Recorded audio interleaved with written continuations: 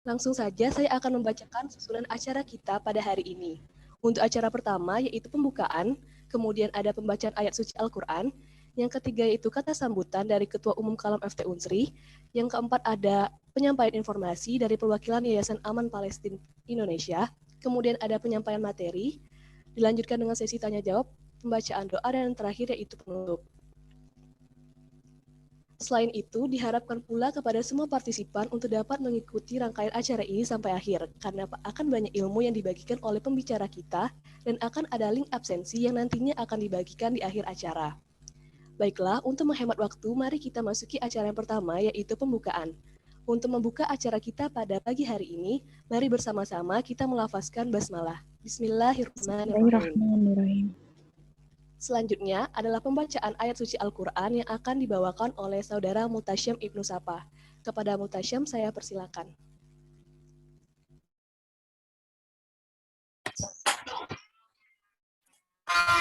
Assalamualaikum warahmatullahi wabarakatuh. Waalaikumsalam warahmatullahi wabarakatuh. A'udzu billahi minasyaitonir rajim. Bismillahirrahmanirrahim. Wa qaffina 'ala آثارهم بعيسى ابن مريم مصدقا لما بين يديه من التوراة وآتيناه الإنجيل فيه هدى ونور ومصدقا لما بين يديه من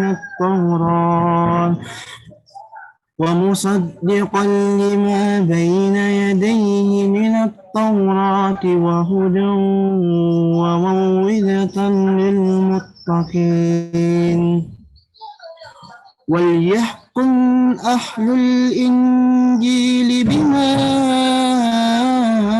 أنزل الله فيه ومن لم يحكم بما أنزل الله فأولئك هم الفاسقون وأنزلنا إليك الكتاب بالحق مصدقا لما بين يديه من الكتاب ومهيمنا عليه فاحكم بينهم بما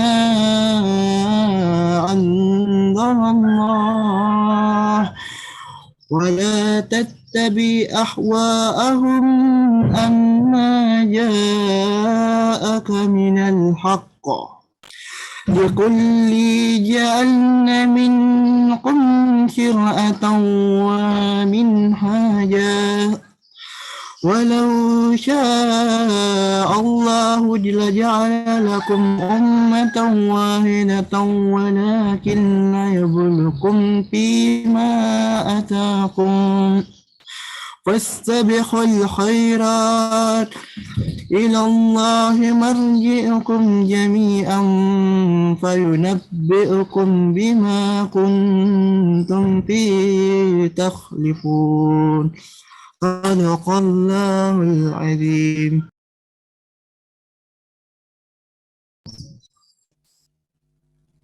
Terima kasih Mutasyam untuk pembacaan ayat suci Al-Qur'annya. Semoga baik yang membaca ataupun yang mendengarnya mendapatkan pahala dari Allah Subhanahu wa taala. Amin amin ya rabbal alamin.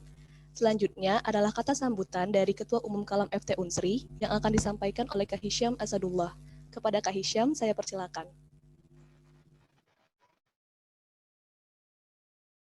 Cik. Bismillah. Apakah suara saya terdengar? Ya, terdengar, Kak. Oke. Bismillah. Assalamualaikum warahmatullahi wabarakatuh.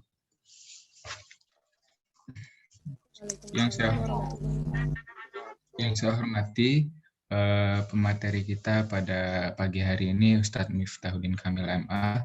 Yang saya hormati pihak Yayasan Aman Palestina yang telah mengajak kolaborasi dalam mengadakan kajian ini. Yang saya banggakan seluruh panitia yang telah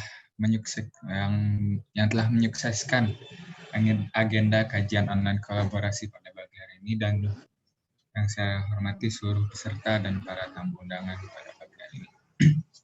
Pertama-tama, marilah kita panjatkan puji syukur kehadirat Allah Subhanahu wa taala yang telah memberikan kita begitu banyak nikmat, begitu banyak nikmat sehat, iman, Islam, kesempatan sehingga kita bisa hadir di sini dalam rangka mengikuti kajian online kolaborasi. Lalu sholawat serta salam semoga tetap tercurah limpahkan kepada junjungan kita semua, suri tauladan kita bersama, Nabi Muhammad sallallahu alaihi wasallam. Allahumma sholli ala sayyidina Muhammad wa ala ali sayyidina Muhammad, yang telah membawa kita dari zaman kegelapan menuju zaman yang terang benderang.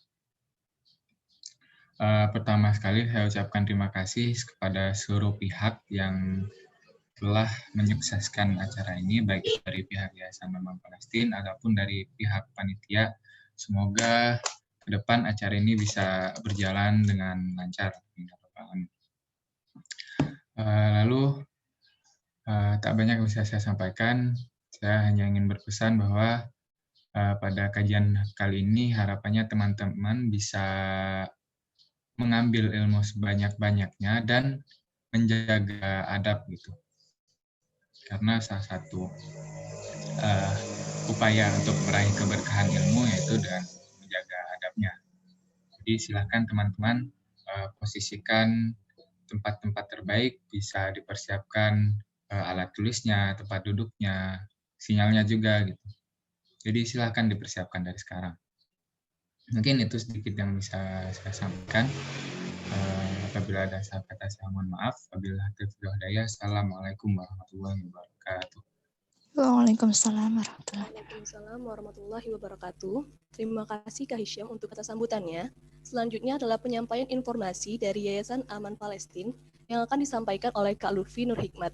Kepada Kak Lutfi, saya persilakan. Cek, apakah suara dengar? Iya, terdengar Kak. Aman ya. Assalamualaikum warahmatullahi taala wabarakatuh. Waalaikumsalam warahmatullahi wabarakatuh. Alhamdulillah wa syukurillah wassalatu wassalamu ala rasulillah wa ala alihi wa sahbihi wa mawalah. Asyhadu an la ilaha illallah wa asyhadu anna Muhammadan abduhu wa rasuluhu la nabiyya ba'da. Amma ba'du. Yang saya hormati Ketua Kalam Fakultas Teknik Unsri Mas Hisham, kemudian siapa nih? Terima kasih juga kepada Mbak Moderator, Mbak Aminah Siti atas waktu yang telah diberikan kepada saya. Pada kesempatan kali ini saya ucapkan juga terima kasih sudah menerima tawaran kami untuk mengadakan kolaborasi kajian online mengenai kurban dalam rangka memang menghadapi perayaan Idul Kurban tahun ini, gitu ya. Dalam kesempatan kali ini saya akan mensosialisasikan kepada rekan-rekan sekalian apa sih itu Aman Palestina begitu ya. Barangkali ada yang belum mengenal yayasan kami dan apa aktivitas kami begitu. Selain menjelaskan mengenai Aman Palestina, saya juga akan menginformasikan mengenai program-program kami. Barangkali dari rekan-rekan sekalian ada yang bisa ikut serta menjadi rekan jihad Aman Palestina. Saya mohon izin untuk share screen ya. Oke. Sudah Mbak Amira? Belum terlihat Kak. Oh, belum ya. Ya, sudah terlihat Coba sekarang. ditunggu. Sudah ada? Kalau sudah ada. Sudah Kak. Sudah ada ya? Ya, sudah. Belum tidak Mbak? Agak buram sedikit. Aduh, di sini saya yang agak kurang bagus. Ulangi ya, saya screen.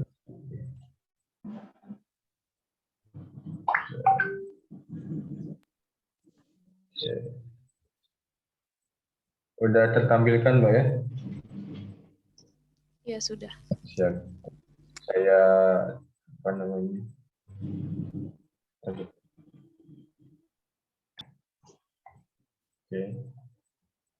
Oke, baik. Tadi si Mbaknya sudah ta'arufkan gitu ya. Saya juga sebagai perwakilan Aman Palestina mau ta'arufan nih sama rekan-rekan sekalian mengenai Aman Palestina. Jadi Aman Palestina itu merupakan lembaga amal kemanusiaan yang berfokus untuk menerima segala macam bentuk bantuan dari masyarakat yang peduli terhadap Palestina, khususnya di Indonesia dan lebih khususnya para jemaah kajian pada pagi hari ini. Alhamdulillah, selain menerima, kami juga menyalurkan bantuan tersebut untuk kita sama-sama bantu saudara-saudara kita yang diterpa ujian penjajahan oleh Zionis Israel. Aman Palestina ini merupakan suatu lembaga amal, alhamdulillah skalanya internasional. Kantor pusat kami ada di Malaysia. Alhamdulillah di Malaysia kami memiliki kurang lebih 18 kantor cabang, mulai dari kota Perlis sampai Batu Pahat begitu ya. Dan alhamdulillah sudah mendapatkan legalitas dari pemerintah setempat. Jadi insya Allah lembaga kami lembaga amanah, gitu yang amanah, menyalurkan bantuan dari masyarakat yang peduli terhadap Palestina. Kemudian alhamdulillah juga kami diberikan kesempatan untuk mendirikan kantor di Gaza, Palestina, gitu ya. Dengan adanya kantor ini, alhamdulillah sangat membantu kami dalam proses penyaluran bantuan dari masyarakat Indonesia ke Palestina, gitu ya. Insya Allah bantuan tersebut disalurkan ke masyarakat tepat sasaran. Selain itu juga kami dengan adanya kantor ini mendapatkan informasi-informasi yang akurat, kemudian terupdate gitu ya, karena kami memiliki relawan-relawan Aman Palestina di Gaza, Palestina. Dan untuk di Gaza sendiri, alhamdulillah kami sudah mendapatkan legalitas. Jadi insya Allah lembaga kami lembaga yang amanah. Nah, selain maka dari itu juga ini sebagai wujud menerima aspirasi rakyat Indonesia yang peduli Palestina, kami membuka kantor cabang di Indonesia. Kami membuka kantornya kurang lebih di 3 lokasi. Yang pertama di Jawa Barat, di Yogyakarta, dan di Jakarta. Alhamdulillah sudah mendapatkan legalitas dari pemerintah Indonesia.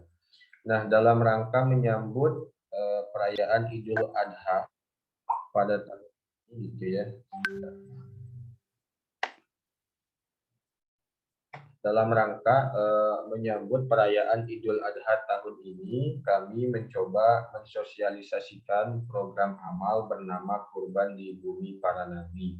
Barangkali dari teman-teman sekalian yang memiliki rezeki berlebih dan mampu, gitu ya, kami harapkan agar bisa membantu saudara-saudara kita di Palestina dan bisa ikut serta dalam program kurban di Palestina seperti itu. Kenapa sih kita harus berkurban di Palestina, gitu ya, atau di Suriah atau di Yaman, gitu ya? Kenapa harus berkurban di Bumi Para Nabi? Karena berkurban di sana memiliki beberapa keutamaan. Yang pertama, mendapatkan keberkahan di tanah para nabi. Ya, sama-sama kita tahu ya bahwasanya di Palestina, Suriah, dan Yaman lahirlah beberapa nabi yang alhamdulillah dengan wasilahnya kita bisa merasakan indahnya Islam sampai pada saat ini.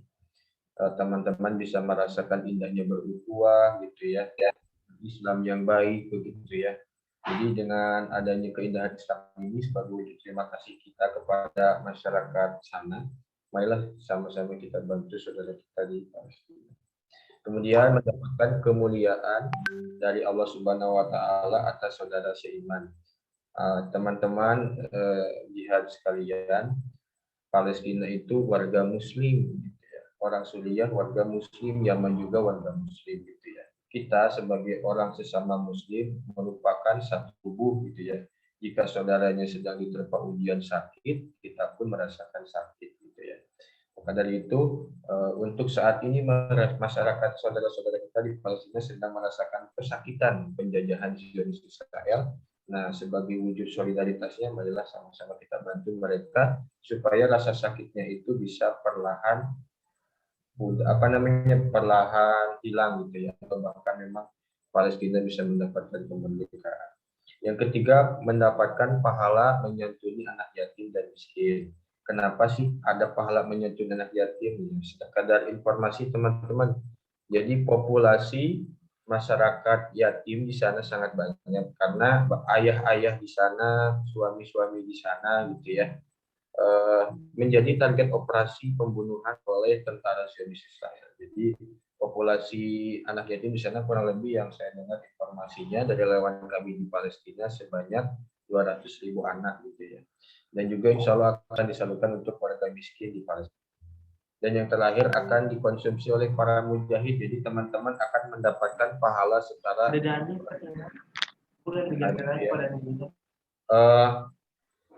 daging kurban yang teman-teman salurkan untuk Palestina akan dikonsumsi oleh para mujahid yang sedang membela Masjidil Aqsa gitu ya. Sebagai orang Islam kita memang dianjurkan untuk berjihad, namun sekarang kita tidak bisa berjihad satu lawan satu dengan Zionis. Nah, bisa juga nih kontribusi berjihadnya dengan membantu saudara-saudara kita di Palestina yang sedang berjihad. Jadi pahalanya tetap sama, mendapatkan pahala seorang mujahid. Nah, produk produk amal kami lah gitu ya sebutannya. Produk kurban kami kurang lebih ada kurban di Palestina dengan harga yang tertera. Jadi teman-teman bisa patungan gitu ya, bisa galang dana di sini, mungkin bisa galang dana dengan LDK kalamnya begitu. Nah, insya Allah mungkin terkumpul berapa juta akan, kalau terkumpul sampai 6,5 juta mungkin bisa berkurban Palestina.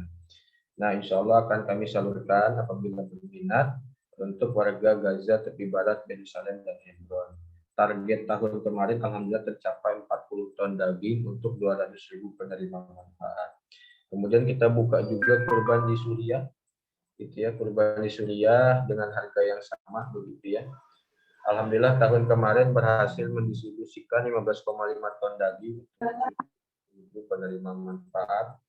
Nah, selain itu kita buka kurban di Yaman sebetulnya, namun untuk kondisi saat ini saking cintanya orang Indonesia dan Malaysia dan Turki dan yang lain terhadap Palestina, stok slot kurban Yaman ini sudah habis gitu ya. Jadi mungkin teman-teman bisa ikut kurban yang lain. Nah, sebagai penggantinya kami buka program kurban di Indonesia gitu ya. Jadi selain kita peduli terhadap Palestina, Suriah, dan Yaman, kita juga peduli masyarakat sekitar di Indonesia gitu ya. Harganya lebih murah dari biasanya, yaitu 2,1 juta gitu ya. Insya Allah akan kami salurkan untuk warga Jakarta, Jawa Barat, Jakarta, dan Kalimantan. Targetnya untuk tahun kemarin alhamdulillah terdistribusi 600 kg untuk 3.000 penerima manfaat. Semoga tahun ini bisa tercapai. Oh, mungkin yang kurban-kurban tadi terasa mahal gitu ya, masih terasa mahal harganya gitu ya. Kita ada program kurban yang jauh lebih murah lagi, yaitu sebesar 1,9 juta, yaitu program kurban daging beku. Hewannya kami sembelih di Brazil, negara yang diizinkan oleh masuk Israel. Nah, nanti akan kami bekukan daging tersebut dan akan kami salurkan ke Palestina dan Suriah gitu ya. Harganya cuma 1,9, tapi beratnya sangat luar biasa, yaitu 280 kg. Jadi mudah-mudahan teman-teman bisa ikut nih patungan gitu ya, atau membagikan informasi ini kepada saudara-saudaranya, kepada pamannya, kepada dosennya, kepada ayahnya, ibunya. Gitu. Yuk kita kurban di Palestina. Gitu. Untuk tahun kemarin alhamdulillah berhasil terdistribusikan 11,4 ton untuk 572.000 penerima manfaat. Kemudian untuk cara mekanisme berkurbannya, teman-teman bisa diangsur atau langsung lunas. Kami membuka angsuran juga, maksimal pembayaran tanggal 19 Juli pukul 12 malam gitu. Itu maksimalnya. Semoga bisa ikut serta ya. Nah, dari teman-teman nih ada yang belum mampu berkurban di tahun ini, tenang gitu ya. Ada banyak cara untuk membantu saudara-saudara kita di Palestina. Gitu. Selain kami membuka program kurban, kami juga membuka program sedekah daging. Gitu ya. Jadi pahala kurbannya mungkin belum bisa dapat, tapi kita bisa dapat pahala sedekah daging. Gitu ya. Jadi sama akan kami salurkan untuk warga Palestina, Suriah, dan Yaman, serta Indonesia. Gitu ya. Sedekah dagingnya mulai dari Rp25.000, jauh lebih murah dari sebelum-sebelumnya. Jadi mudah-mudahan dengan adanya program kurban dan sedekah ini, teman-teman bisa ikut serta dan bisa melukiskan kebahagiaan saudara-saudara kita di Palestina, Suriah, dan Yaman. Begitu ya. Sedikit informasi juga terakhir ya.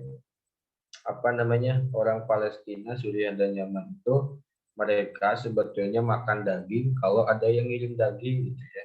Ada yang ngirim daging dari Indonesia, mereka bisa makan daging. Kalau nggak ada yang ngirim, mereka tidak akan bisa makan daging. Mereka tidak bisa seperti orang Indonesia ya, yang setiap hari mungkin kita pagi-pagi tadi sarapannya sama daging, siang makan siangnya sama daging.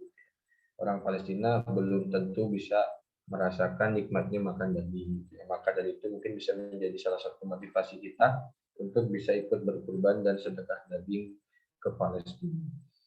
Oke,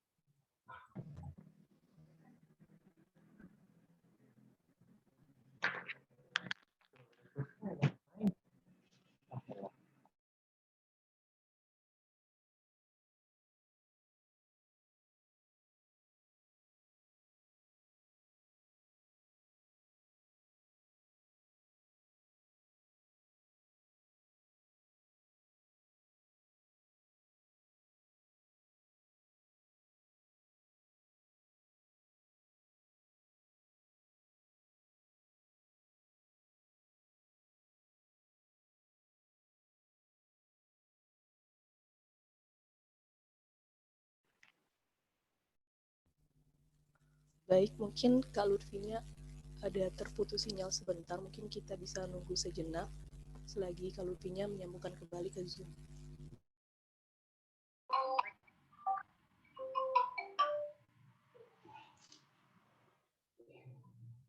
halo.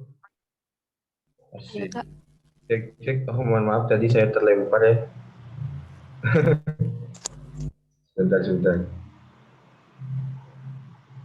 Sebentar. Aduh.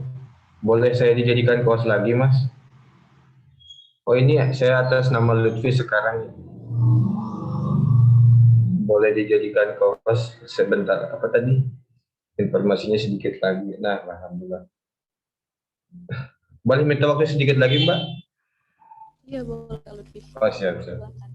Tadi terpotong ya. Nah, oke, sebentar saya share lagi. Sedikit lagi, Mas. Oke. Sudah ada tampilannya ya? Oke. Sudah Kak. Jadi tadi ya program kurbannya dan sedekahnya, apabila teman-teman berminat bisa disalurkan melalui nomor rekening kami di layar begitu ya. Bisa melalui nomor rekening, bisa scan QR atau bisa mengklik link galang donasi kami di amalsoleh.com/amanberkurban. Bagi yang sudah transfer, silakan mungkin jangan lupa untuk dikirimkan bukti transfernya ke hotline kami Aman Palestina Jakarta di 0813 8781 878. Nah, ini saya akan putarkan video gitu ya mengenai program kurban kami tahun lalu.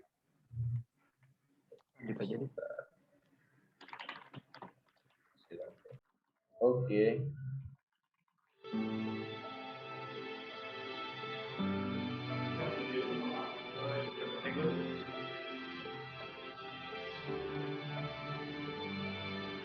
Ini prosesi pemilihan hewan kurban oleh relawan kami.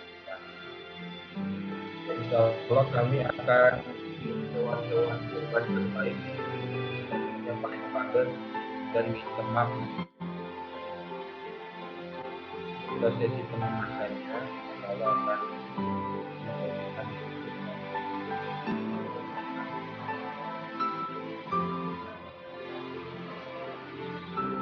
nah ini saya kondisikan hewan ke kosong oh pasti akan tinggal di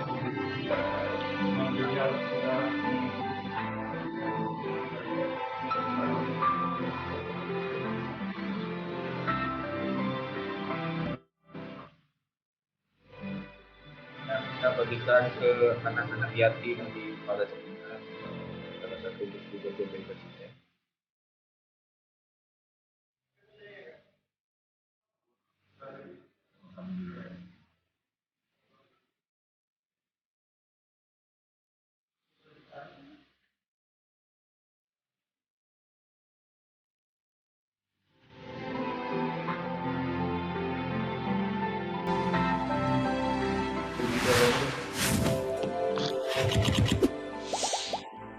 Yaitu sekilas mengenai informasi Aman Palestina dan program kurban dan sedekah dari kami tahun ini.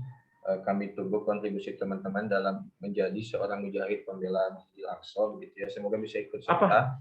Terima kasih atas waktu yang telah diberikan. Saya kembalikan lagi ke moderator. Assalamualaikum warahmatullahi wabarakatuh. Waalaikumsalam warahmatullahi wabarakatuh. Terima kasih kembali Kak Luffy atas penyampaian informasinya mengenai Yayasan Aman Palestina Indonesia. Sebelum kita masuk ke acara inti kita, yaitu penyampaian materi, saya akan menyampaikan beberapa tata tertib acara pada acara kali ini. Yang pertama, peserta wajib mengubah nama dengan format instansi _ nama lengkap. Kemudian, peserta dihimbau untuk mengaktifkan kamera selama acara berlangsung dan menggunakan virtual background yang sudah disediakan. Peserta juga wajib berpakaian sopan dan berperilaku sopan saat mengikuti acara ini. Bagi perempuan diwajibkan untuk memakai hijab dan bagi laki-laki dihimbau untuk memakai peci. Peserta dimohon untuk tidak mengaktifkan fitur mikrofon saat kegiatan berlangsung dan tidak diperkenankan untuk berbicara bila tidak diperkenankan. Kemudian, semua peserta webinar dapat mengajukan pertanyaan saat sesi tanya jawab melalui kolom chat dengan format nama _instansi _pertanyaan atau langsung menggunakan fitur raise hand dan menyampaikan pertanyaan setelah pembicara menyampaikan materinya sesuai dengan arahan MC atau moderator. Kemudian, peserta wajib mengisi presensi yang sudah disediakan dan link daftar hadir akan dibagikan melalui kolom chat setelah kajian berlangsung. Dan terakhir, peserta harus mengikuti kajian dengan tertib. Selain itu, saya juga kembali mengingatkan bahwa jika ada partisipan yang ingin bertanya pada kajian kali ini dapat mengajukan pertanyaannya melalui kolom chat dengan format yang telah ditentukan oleh panitia. Dan apabila ingin bertanya secara open mic, bisa ditanyakan setelah pembicara menyampaikan materinya. Baiklah, kita masuki acara inti kita, yakni penyampaian materi. Namun sebelumnya, saya akan memperkenalkan terlebih dahulu profil dari pembicara kita pada pagi hari ini. Pembicara kita pada pagi hari ini yaitu Ustadz Miftahuddin Kamil MA.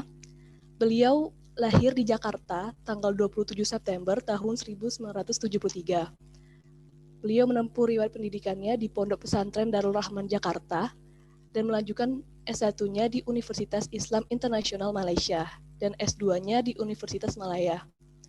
Ustadz Miftahuddin memiliki seorang istri dan 3 orang anak. Untuk pengalaman mengabdinya, Ustadz Miftahuddin pernah menjadi Ustadz Bahasa Arab dan Ilmu Islam di Pesantren Nurul Iman Meru Selangor. Dan yang terakhir, Ustadz Miftahuddin ini menjadi Direktur Yayasan Aman Palestina Indonesia sejak tahun 2017 sampai saat ini. Untuk pengalaman misi kemanusiaannya, Ustadz Miftahuddin menjadi peserta misi Aman Palestina ke Gaza pada tahun Oktober 2011, menjadi Ketua Misi Palestina Peduli Lombok tahun September 2018, dan menjadi peserta misi Peduli Palestina dan Suriah di Lebanon pada bulan Agustus 2019. Baiklah, langsung saja kita sambut Ustadz Miftahuddin Kamil MA selaku pembicara kita pada pagi hari ini. Assalamualaikum Ustadz, bagaimana kabarnya? Waalaikumsalam warahmatullahi wabarakatuh. Terima kasih Kak Amira dan Alhamdulillah saya, keluarga dan seluruh staf ya Aman Palestina, baik itu di Bandung, di Jakarta dan Jogja, semua baik-baik. Alhamdulillah.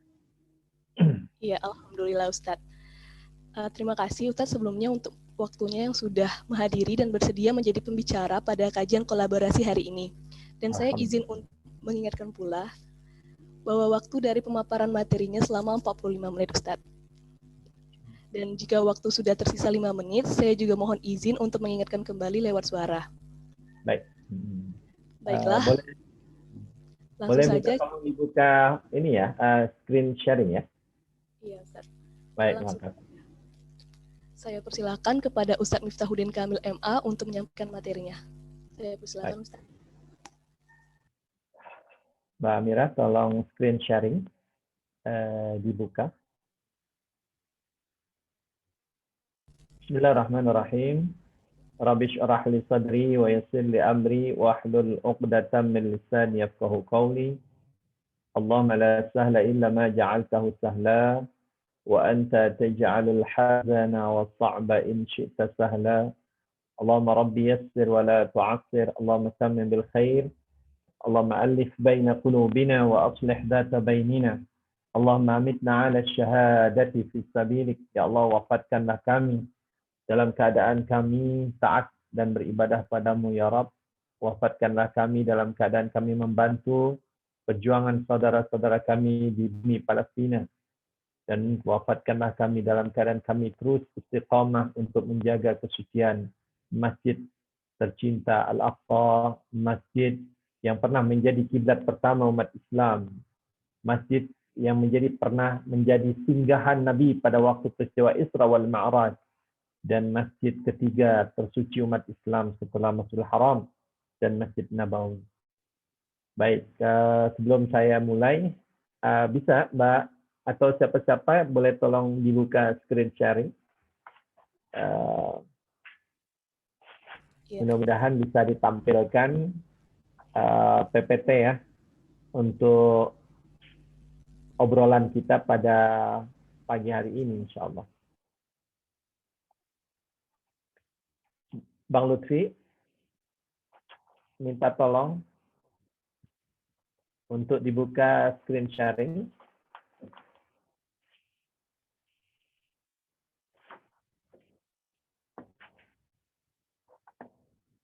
Bisa, nih Kak Amira. Mohon tunggu sebentar Ustadz, karena Ya, silakan. hostnya Kak Lutfi. Bentar ya. Ya, mangga.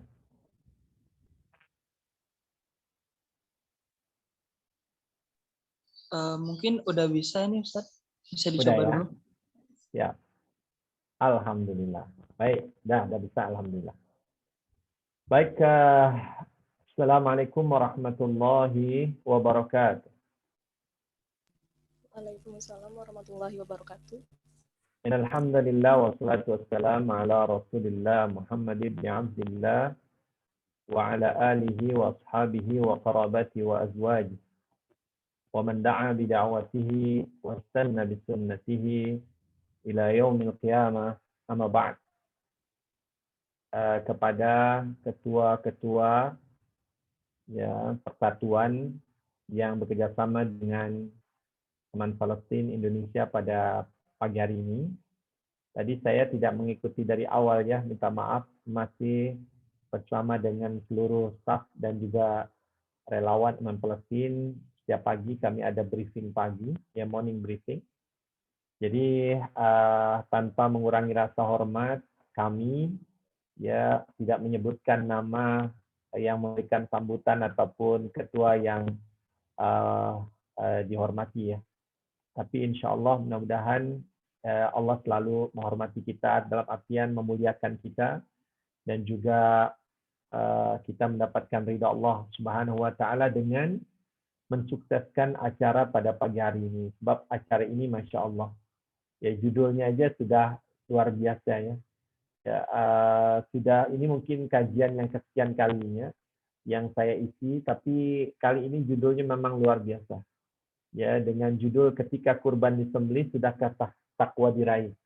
Ya, judul yang enak untuk didengar. Ketika kurban disembelih sudahkah takwa diraih, Masya Allah.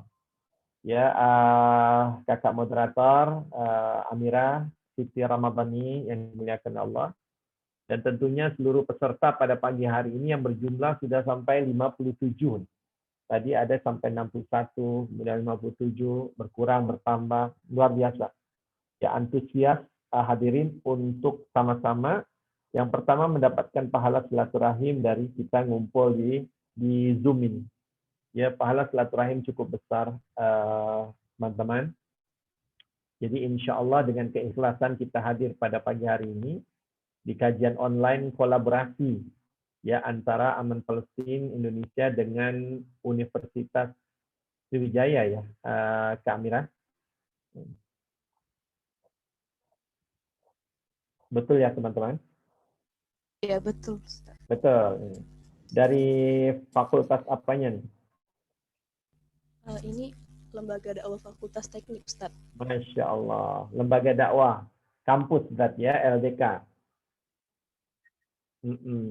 Jadi Lembaga Dakwah Kampus Kalam Universitas Sriwijaya. Subhanallah. Ya, ada kata-kata kalam tuh apa maksudnya nih, Kak Amira?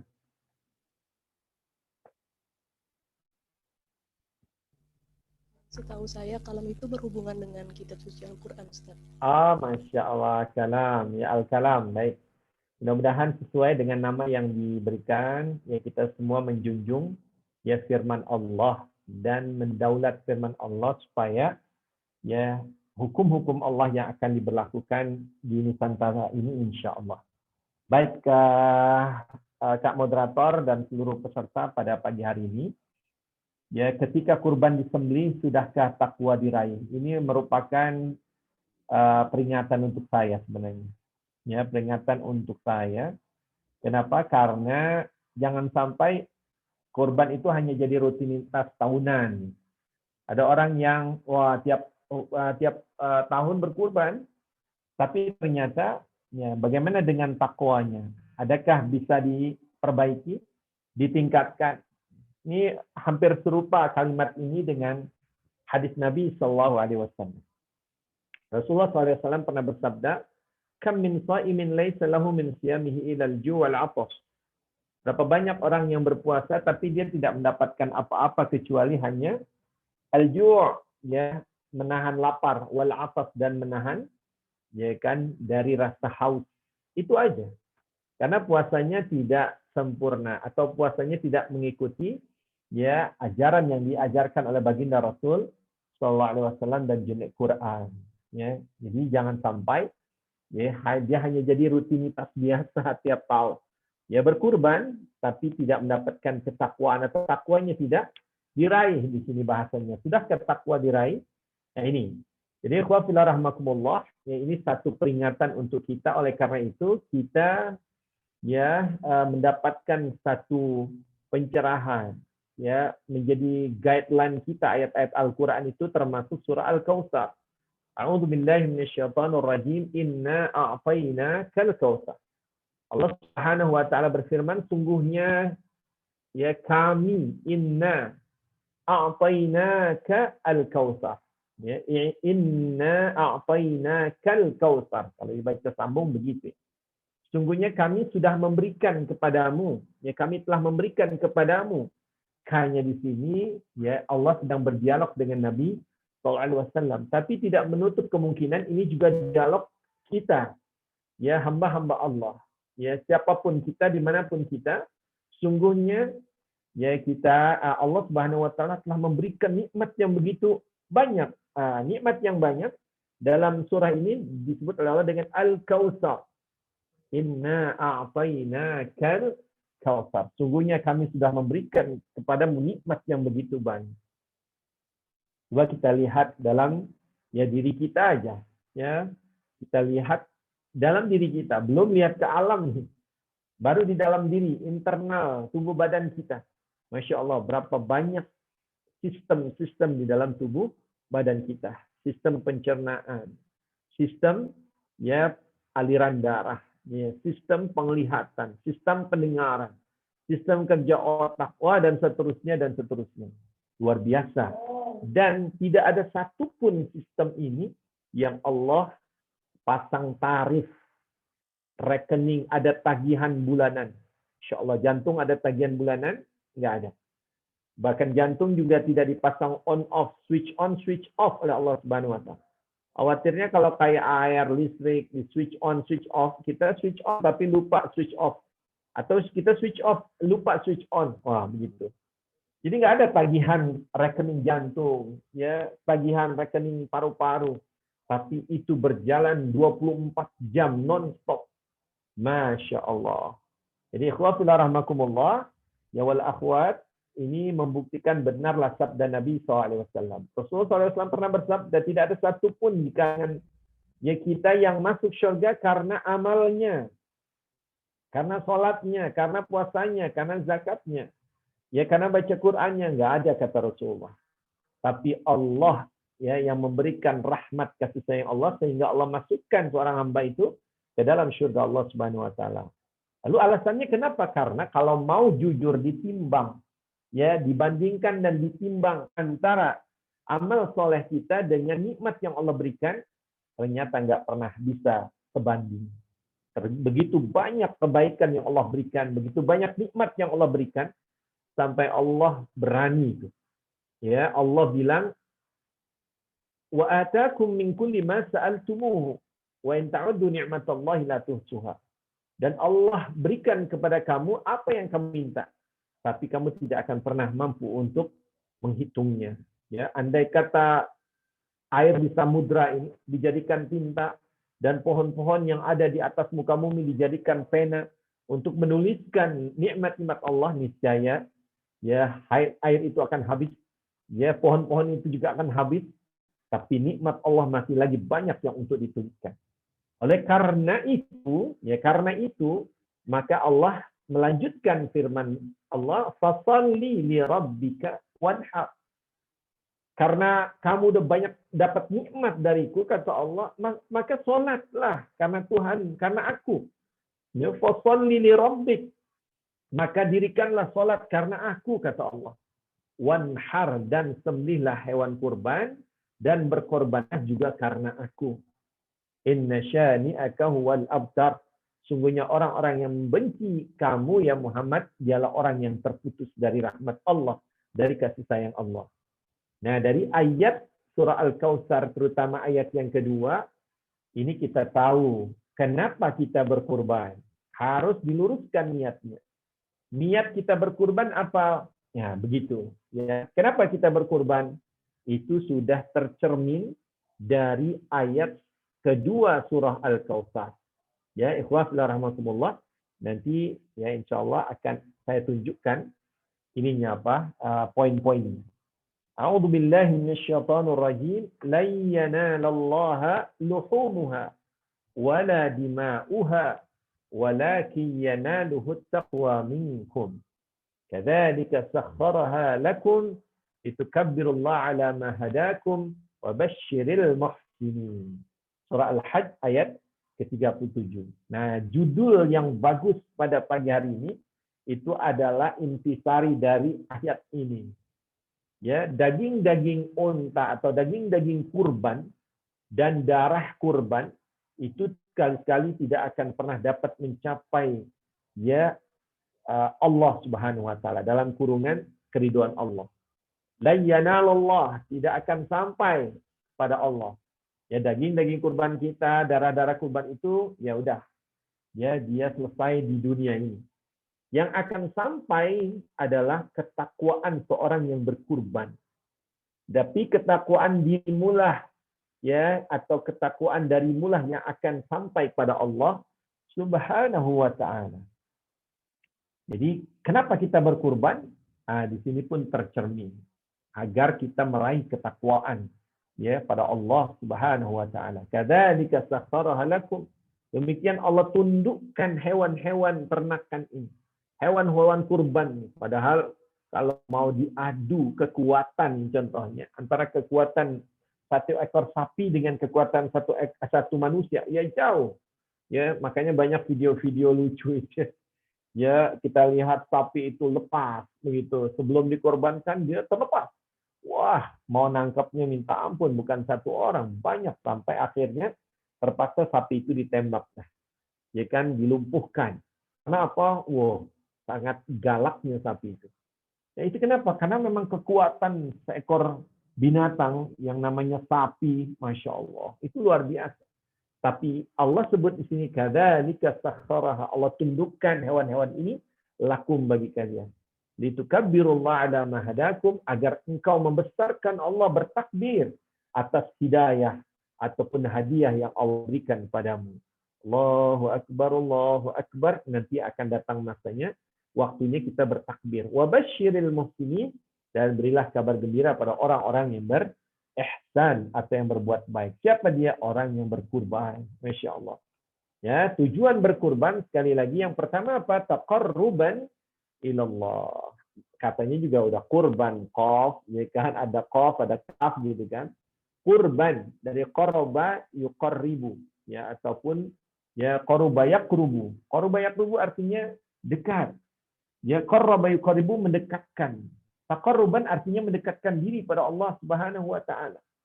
Jadi janganlah berkurban tapi kemudian kita tidak meraih ketakwaan.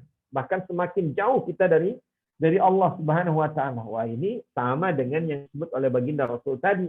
Kam min shaimin laisa lahu min siyamihi illa al-ju' wal 'atas. Berapa banyak orang yang berpuasa tapi sayang. Ya kan, dia hanya dapat menahan haus dan menahan lapar. Begitu juga dalam hadis yang lain. Ai kama qala Rasulullah SAW. Bagaimana disabdakan yang mafhumnya berapa banyak orang yang sholat tapi sholat itu melaknatnya. Berapa banyak orang yang mendirikan sholat, melakukan sholat tapi sayang sholat justru melaknatnya. Astagfirullahaladzim. Ya, sholatnya itu dilempar ke mukanya oleh malaikat. Hah, nih sholat kamu. Kenapa? Wah, sholatnya amburadul. Ya, sholatnya cuma fisiknya aja yang sholat, tapi hatinya, jiwanya, pikirannya itu jalan-jalan di mall. Ya, hati pikirannya entah di mana. Ya, tidak mengingat Allah ketika sholat. Akhirnya pahala sholatnya itu ya dilemparkan ke muka orang yang sholat dan sholatnya melaknatnya. Naudzubillah. Jadi ini adalah satu peringatan. Kenapa kita berkurban? Taqarruban ya ilallah, ingin mendekatkan diri kepada Allah Subhanahu wa taala. Yang kedua, tasyukuran. Kenapa? Bersyukur. Ya, kita berkurban karena memanifestasikan rasa syukur kita pada Allah atas nikmat yang begitu banyak yang kita dapat. Alhamdulillah, ya orang lain ada di rumah sakit, kenapa? Kena COVID. Alhamdulillah kita bisa ikut pengajian, kajian walaupun online, tapi mudah-mudahan pahalanya sama gitu. Alhamdulillah orang lain mau kuliah nggak ada biaya. Kita alhamdulillah ya melalui rezeki yang Allah berikan kepada orang tua kita, kita pun bisa kuliah, bisa makan bantu kuliah, bisa ambil ilmu dari para dosen. Subhanallah, ya berapa banyak nikmat yang Allah berikan pada kita. Untuk supaya kita bersyukur, ya maka ada tips dari Rasulullah. Unduru ila man huwa asfala minkum wala tanduru ila man huwa fawqakum fahuwa ajdaru alla tazdaru ni'matallahi 'alaikum. Kalau kita mau menimbulkan rasa kesyukuran di dalam diri, harus lebih banyak melihat yang ke bawah, melihat orang-orang yang tidak bernasib baik seperti kita.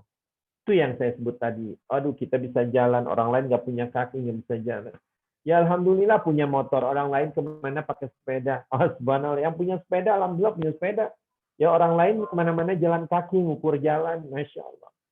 Ya jadi kita harus melihat ya pelangi di atas kepala sendiri. Jangan sering melihat pelangi di atas kepala orang. Itu akan mengurangi kesyukuran. Ya, padahal rumput di rumah kita hijau, tapi selalu bilang, oh rumput di rumah tetangga kok lebih hijau. Nah, itu orang yang tidak bersyukur, tidak qanaah. Nah, salah satu rasa syukur kita dimanifestasikan dengan beribadah. Ibadah apa? Ibadah kurban. Apa dalil atau ayatnya tadi? Inna a'tainakal kautsar fashalli li rabbika wanhar. Masya Allah. Ya, jangan lupa bahwa tujuan kita berkurban adalah untuk ya mewujudkan kesyukuran pada Allah, dan itu harus karena Allah. Ya fashalli li rabbika, salatlah karena Allah, karena Tuhanmu, dan berkorban juga harus karena Allah. Ya, jangankan kurban sapi yang begitu gede, ya jangankan kurban kambing yang begitu besar gitu kan, dari segi ukuran, dari segi berat. Ya, ada di zaman Rasulullah SAW pernah bercerita. Ya, ada seorang hamba itu sampai dimasukkan ke dalam neraka karena salah niat. Apa sih yang dia sembelih? Yang dia sembelih cuma laler. Ya kan? Ini ada hadisnya, masya Allah. Rasulullah bercerita kepada para sahabat. Ada satu ketika dua orang yang bepergian. Tiba-tiba di satu perjalanan, di satu jalan dihadang oleh penduduk kampung. Ya, oleh pemerintah setempat. Nggak boleh, nggak bisa jalan, gitu kan? Kenapa kami nggak bisa jalan? Sampailah kalian itu menyembelih ya laler, gitu kan? Menyembelih laler, ya kan? Tapi yang pertama dibagi syarat. Kamu harus menyembelih laler, ya kan? Oke, siap begitu kan. Tapi diniatkan untuk berhala-berhala kami. Waduh, naudzubillah, tsumma naudzubillah. Tidak, saya tidak akan pernah menyembelih hewan atau berkurban melainkan hanya karena Allah Subhanahu wa taala, melainkan hanya karena Tuhanku, ya Tuhan Allah Subhanahu wa taala. Tidak bisa. Kalau begitu kami akan ya bukanlah sembelih Anda. Akhirnya orang itu dibunuh, ya disembelih. Ya, ini orang yang masuk surga karena lalar, kata Allah. Kayak kata Rasulullah. Rasulullah bercerita ini orang ya syahid meninggal. Kenapa? Mempertahankan akidah. Ya, dia diminta untuk beribadah tapi niatnya bukan karena Allah, dia tolak. Dia diminta untuk menyembelih seekor lalat, ya laler, tapi bukan karena Allah. Dia tolak walaupun nyawa sebagai taruhan. Maka Rasulullah bilang ini orangnya yang masuk surga karena laler ibaratnya karena peristiwa itu. Ya. Nah, kawannya udah lihat kayak gitu, ngeri gitu kan. Waduh, sama permintaannya, laler. Ya, untuk berhala-berhala kami, karena berhala-berhala kami. Akhirnya dia takut mati, ya disembelihlah laler, ya maka kata Rasulullah inilah orang yang masuk neraka karena laler. Jadi jangankan sapi, jangankan kambing, jangankan onta, gede itu. Ya, berbanding lalar kan gede. Ya, tapi kalau salah niat, ya bukan dapat pahala, bukan dapat ketakwaan, tapi malah justru laknat dari Allah. Na'udzubillah, tsumma na'udzubillah. Baik, yang ketiga adalah iqtidaan. Iqtidaan artinya apa? Follow, mengikuti syariat ataupun millah siapa? Nabiullah Ibrahim alaihissalam. Ya, dan yang keempat adalah memasukkan idkhal as-surur, kebahagiaan bagi keluarga. Karena daging kurban ya ataupun hewan kurban yang disembelih, kita sebagai orang yang berkurban misalnya. Daging kurban itu sepertiganya boleh untuk keluarga kita. Untuk makan di rumah, kita mau nyate sama istri, sama anak-anak, ya sama teman-teman, bisa aja. Nah, 2/3 lagi maka kita sedekahkan, gitu ya. Idkhalus surur. Kita sedekahkan ke warga di kampung kita, kita sedekahkan ke teman-teman, ya tetangga, ya dan sebagainya. Baik, wa fillah rahmatullah. Ya. Baik, ini ada dokumentasi ya. Adalah contoh berkurban yang dilakukan oleh bangsa Indonesia, terutama warga Bandung pada tahun 2017. Ya, alhamdulillah ketika itu Aman Palestina Indonesia baru muncul di Bandung, di kota Bandung, di Jawa Barat. Dan alhamdulillah kita datangkan 2 orang imam dari Palestina, kita showkan. Dan alhamdulillah kita bisa membantu saudara kita dengan mengirimkan kurban-kurban terbaik warga Bandung. Ya, sebanyak 750 juta rupiah. Alhamdulillah dalam bentuk sapi-sapi ya dan juga kambing-kambing yang disembelih, kemudian dagingnya kita bagi-bagikan ke rumah-rumah orang Palestina, anak-anak yatim dan sebagainya.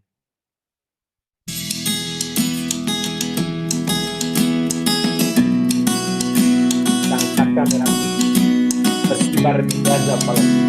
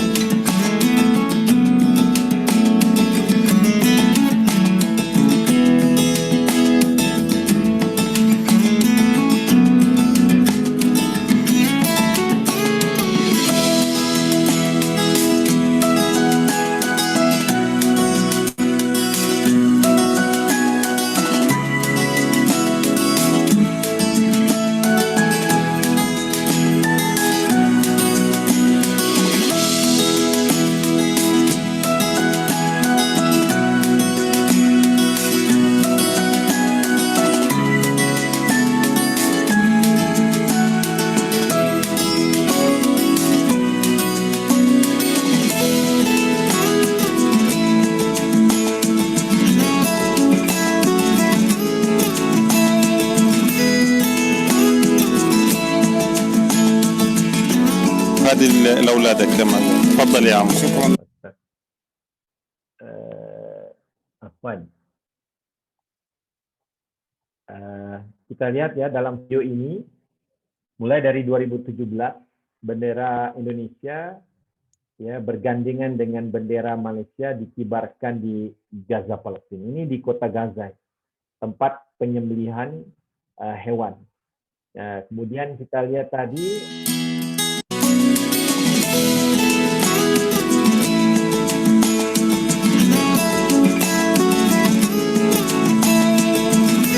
sangsa kamera putih ya dipegang oleh 2 staf Aman Palestin di kantor kami di Gaza. Ya, alhamdulillah Aman Palestin sudah punya kantor di Gaza sejak 2009. Nah, ini program 2017 ya. Sebelumnya belum ada bendera Indonesia. Tapi alhamdulillah sejak 2017 pada kampanye kurban atau program kurban ada. Bahkan dari rumah ke rumah ya mereka menyaksikan ini bendera apa nih, wah mereka baru ini bendera Indonesia, masya Allah ya, dan seterusnya kita saksikan sendiri nih.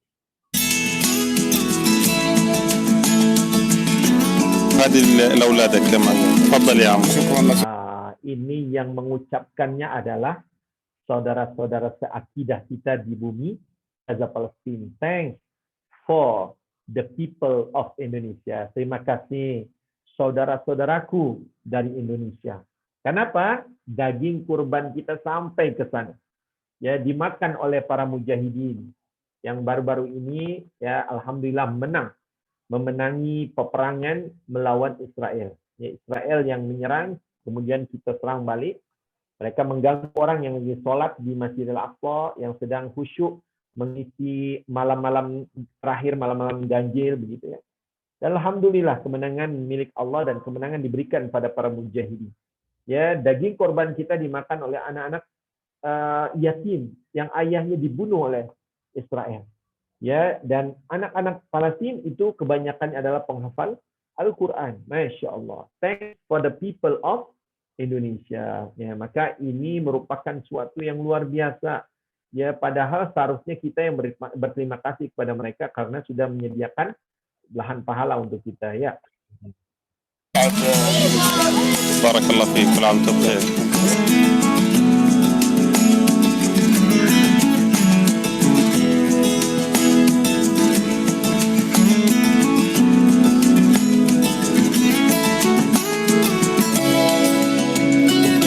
Di Gaza. Sekarang kita pindah ke Yerusalem. Tapi masih tetap di Palestina. Di Gaza juga di Palestina. Ya, di Yerusalem adalah di tepi barat Palestina. Ya, masya Allah. Difa al-Gharbiyah, tepi barat, tepi barat. Ini Masjid Al-Aqsa. Ini adalah saksi-saksi yang kita korbankan pada tahun 2011.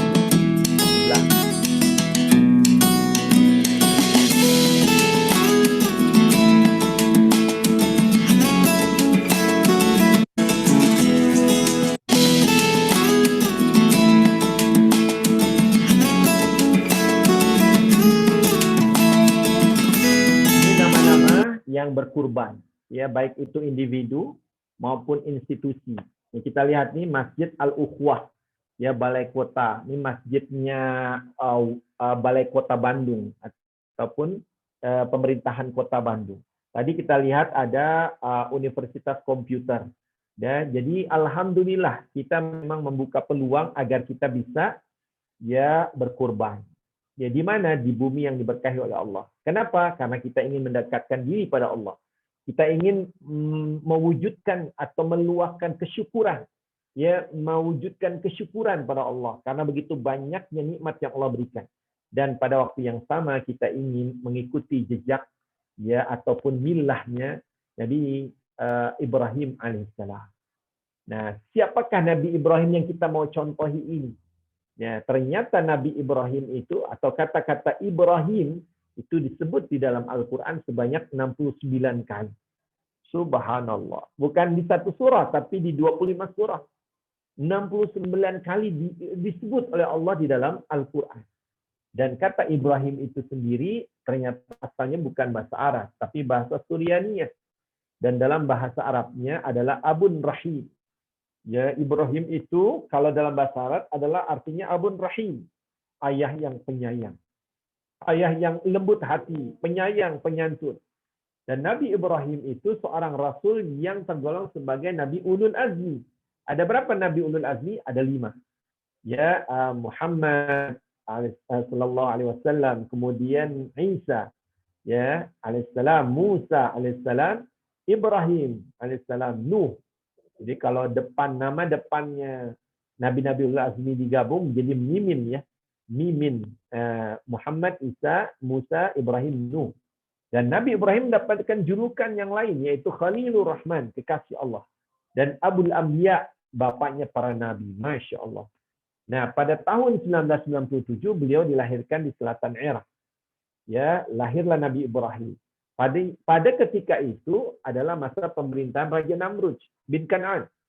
Beliau dilahirkan di sebuah lingkungan yang penduduknya itu menyembah berhala, bukan menyembah Allah. Maka Nabi Ibrahim pun akhirnya berdakwah. Dia mengajak kaumnya hanya menyembah Allah, dan dia bilang ya kepada kaumnya itu, ya, di antaranya beliau bilang kepada ayahnya dan kaumnya, "Ma hadhihi tamathil." Ini patung-patung ini kenapa kalian sembah? Ya kan, kenapa kalian menyembah patung? Ya, yang kalian buat sendiri dan kemudian akhirnya kalian sembah. Nah, jawaban penduduk ataupun rakyat ataupun kaum ketika itu, wajadna aba'ana laha abidin. Kami mendapati nenek moyang kami menyembahnya gitu ya. Maka kami pun ikut aja. Ini bukan kriteria ya orang-orang yang mendapatkan rusyd dari Allah. Harusnya dengan adanya akal, pikiran, ya kan, hidayah yang Allah berikan, ya kita bisa membedakan mana Tuhan dan mana yang bukan Tuhan. Begitu ya. Tapi ikhwah fillah rahmatullah, bahaya memang zaman sekarang pun demikian. Banyak yang bertuhankan bukan selain Allah.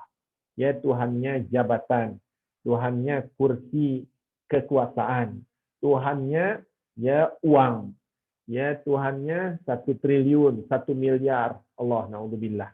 Ya, Tuhannya wanita dan sebagainya. Baik. Ya, akhir singkat cerita, ya, patung-patung berhala itu dihancurkan oleh Nabi Ibrahim. Faja'alahum juzadan illa kabiran lahum la'allahum ilaihi yarji'un. Ya, di saat Raja Namrud dan rakyatnya sedang keluar, maka tempat atau rumah sembahyangnya Ibrahim masuk ke dalamnya dan hancurkan. Tapi disisakan satu yang paling gede, patung yang paling gede disisain. Ya, ketika balik nih Raja Namrud dan rakyatnya marah, murka. Man fa'ala hadza bi alihatina? Siapa yang melakukan ini terhadap tuhan-tuhan kami? Ya, kemudian ada yang bilang, "Oh, ada seorang anak muda selalu nyebut-nyebut nih ya tentang berhala kita." Ya, namanya Ibrahim. Akhirnya dipanggil, ditangkap gitu kan. Ditangkap Nabi Ibrahim, disidang. Ya, tapi kemudian perdebatan itu dimenangkan oleh Nabi Allah Ibrahim. Ya, apa kata mereka? Apa kata hakimnya? Anta fa'alta hadza bi ahliyatina? Engkaulah yang melakukan, apakah engkau yang menghancurkan berhala-berhala kami? Kata Nabi Ibrahim santai, bal fa'alahu kabiruhum hada. Ya, yang buat nih, yang gede nih kayaknya tuh, lihat ada kapak tuh di lehernya. Fas'aluhum in kanu yantiqun. Tanyain aja ya kan ke mereka tuh, ya yang ada kapak di lehernya. Nabi Ibrahim menggunakan mantik cara berpikir yang luar biasa agar mereka sadar. Nah, patung ngomong aja nggak bisa, ya kan? Kenapa disembah? Farajau ila anfusihim faqala innakum antum madzalimun tsumma nukisu ala ru'usihim. Ya, mereka pun tertunduk kepalanya. Kenapa? Nggak bisa ngomong. Ya, laqad alimta ma haula yantikun. Engkau Ibrahim kan tahu bahwa mereka itu tidak dapat bicara. Udah enak nih, Nabi Ibrahim udah menang nih di atas angin. Kalau udah tahu nggak bisa bicara, kenapa disembah? Apa ta'buduna min dunillahi ma la yanfa'ukum syai'un wa la yadurruhum. Kenapa? Kenapa kalian menyembah Tuhan selain Allah yang nggak memberikan manfaat, nggak mendatangkan mudarat? Ya, tapi karena udah gengsi gitu kan, gengsi, raja masa kalah, ya kan, hakim masa kalah gitu kan, akhirnya hariku, ya, udah bakar Ibrahim, wansuru alihatikum, kemudian belaga dimunculkan, ya kan, gengsi, ya masa Tuhan kalian dihancurkan kalian diam aja, ya kan, hariku, ya. Tapi itulah dia Allah Subhanahu wa taala. Semua makhluk di dunia ini taat kepada Allah. Angin taat pada Allah, matahari taat pada Allah, ya kan, bulan taat pada Allah. Siapa yang terkadang tidak taat? Manusia dan jin.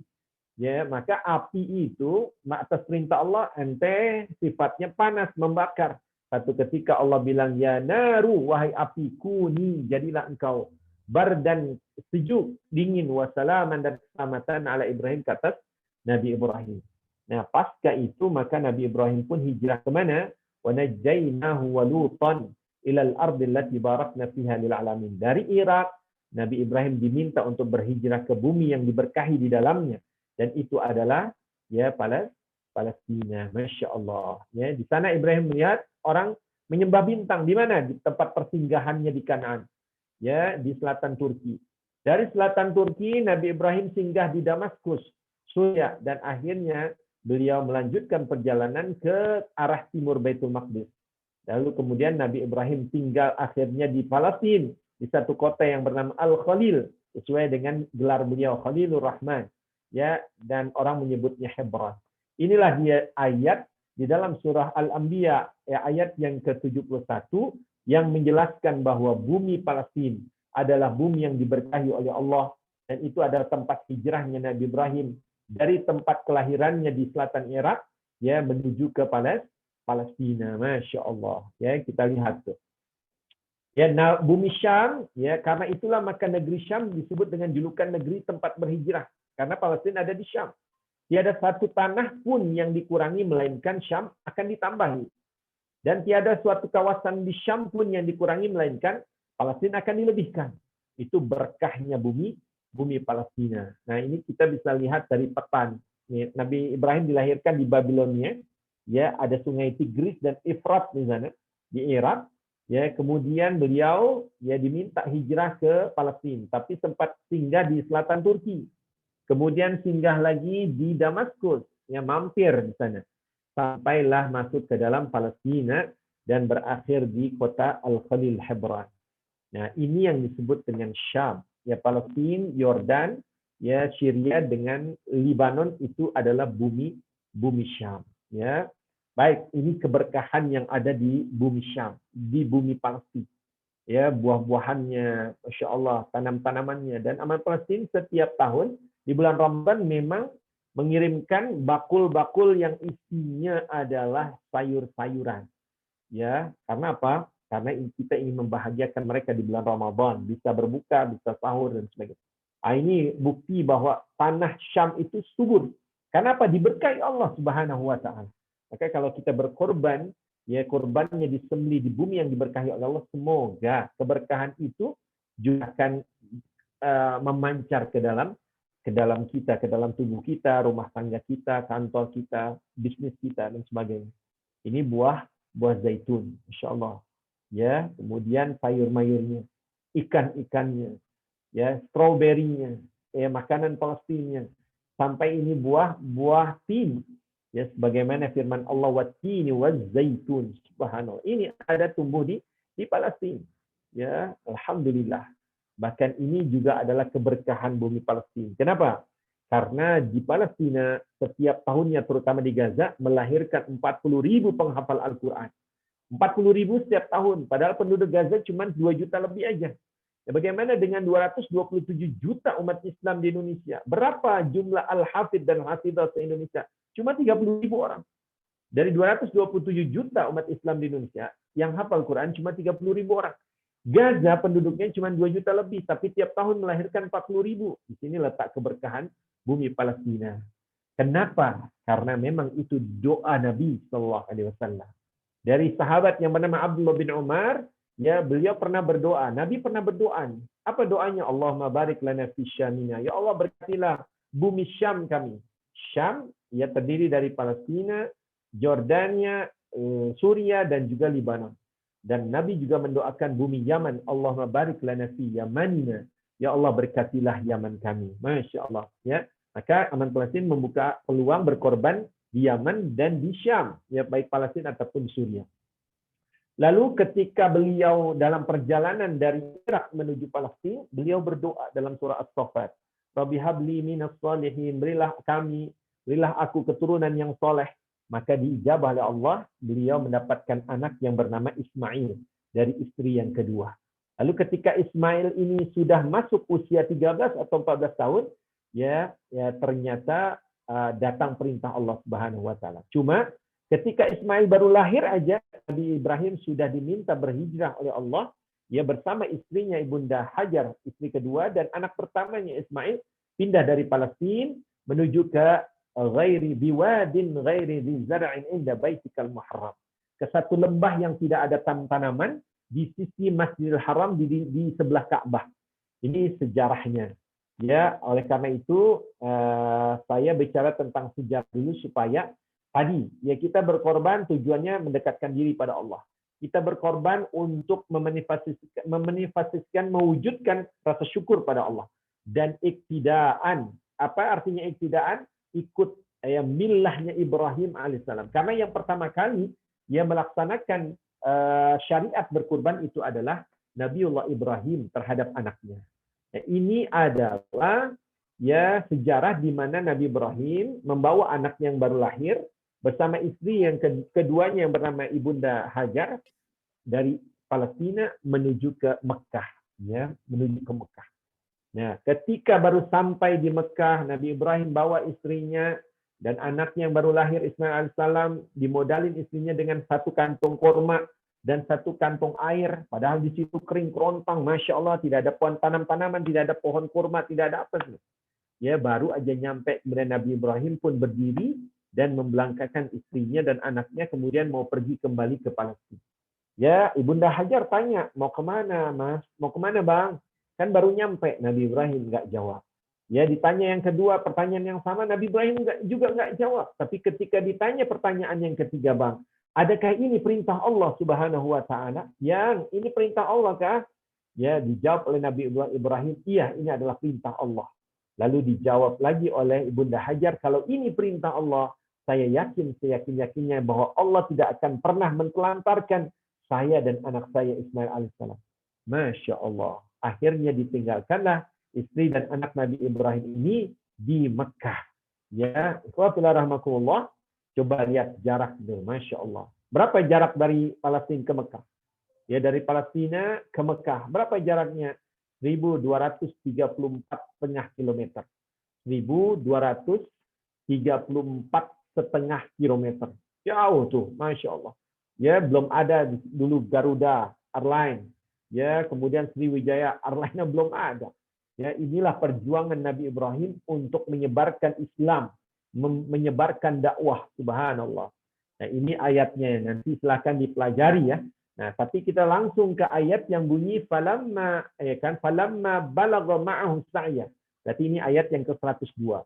Tatkala Ismail sudah masuk usia ya bisa bekerja untuk membantu ayahnya atau bertukar pikiran, berarti dari segi pemikiran sudah bisa diajak berdialog kemudian dan bisa diajak kerja membantu ayahnya. Ya qala ya bunai inni ara fil manami anni azbahu.